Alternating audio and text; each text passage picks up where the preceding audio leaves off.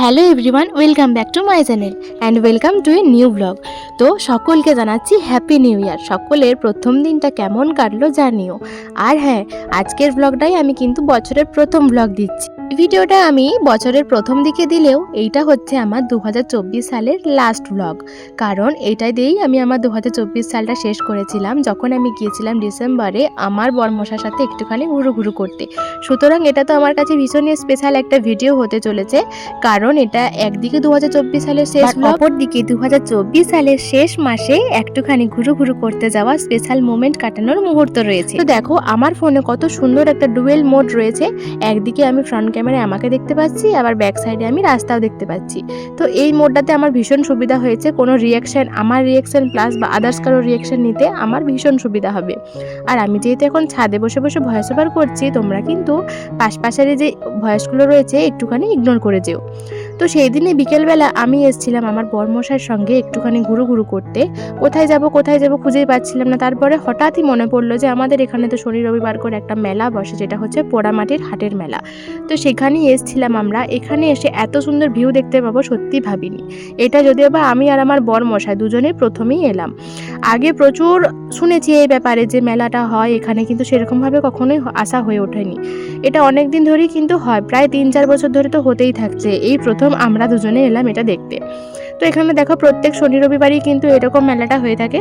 কত সুন্দর আদিবাসী নৃত্য হচ্ছে, আর বিকেলবেলা দেখতে পেয়েছো কত ভিড় হয়।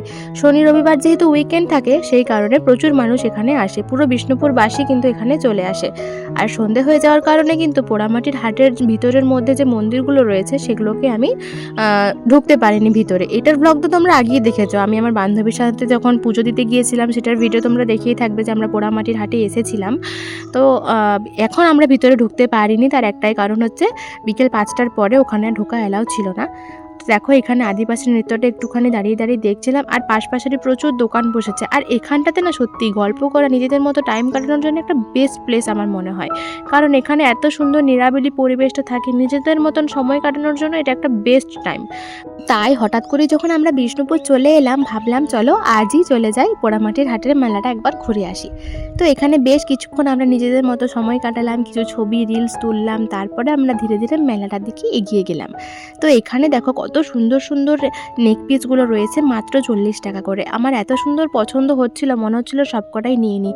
আর যেহেতু এটা পোড়ামাটির হাট, পোড়ামাটির মেলা, সেই কারণে এই নেক পিসগুলো প্রত্যেকটাই কিন্তু পোড়ামাটিরই হয়েছিল। আর অনেক কিছু জিনিস ছিল, যেমন দেখো এখানে পোড়ামাটির কত সুন্দর সুন্দর মূর্তি, পোড়ামাটির কাপ প্লেটের সেট, পোড়ামাটির বোতল, প্রত্যেকটা জিনিসই কিন্তু এখানে ম্যাক্সিমাম জিনিসই বেশ হাবিকি টাইপের ছিল।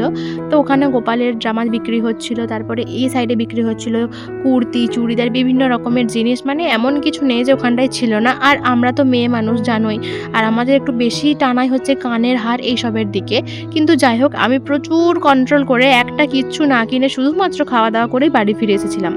তোমাদের সঙ্গে আমি একবার দেখিয়ে দিচ্ছি যে কত সুন্দর জিনিসগুলো রয়েছে, একবার দেখো তোমরা জাস্ট। আর এত সুন্দর ওনারা সাজিয়ে গুছিয়ে রেখেছিলেন যে প্রত্যেকটা জিনিসই নিতে ইচ্ছে করছিল।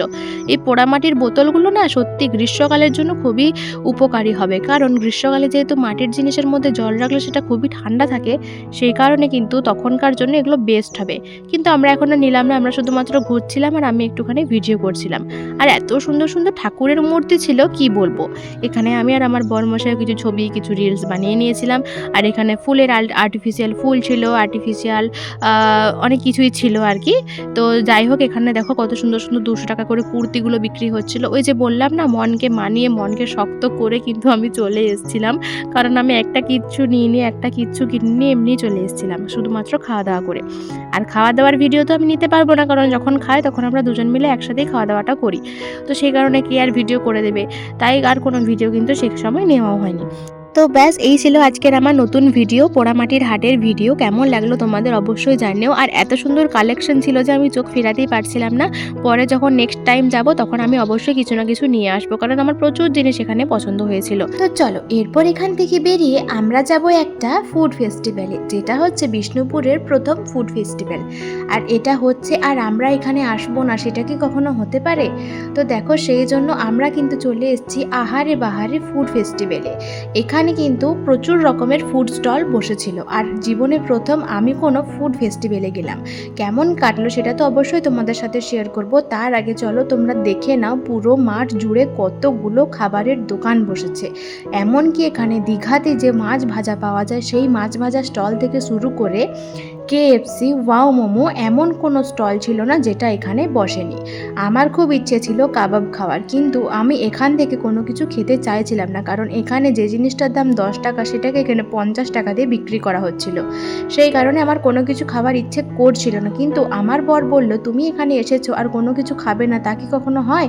চলো তোমার যেটা পছন্দ খাও। তো সেই কারণে আমি স্প্রিং পটেটো একটা অর্ডার করে দিয়েছিলাম, সেটাই কিন্তু এখানে বসে বসে আমরা খাচ্ছিলাম, কারণ এটা একটু রিজনেবল প্রাইসের মধ্যেই ছিল। তো তারপর দেখো আমরা এখানে ওয়াও মোমো স্টলে একটুখানি ঢু মেরে চলে গেলাম। তারপর এখানে যে কম্বো স্টলগুলো ছিল সেখান থেকেও একটু ঢু মেরে চলে গেলাম। তো ব্যাস, এখানে সেরকম কিছু খাওয়া দাওয়া না করলেও পুরো মেলাটা কিন্তু বেশ ভালোভাবেই এনজয় করলাম। দেখা হচ্ছে নতুন ভিডিওর সাথে। বাই।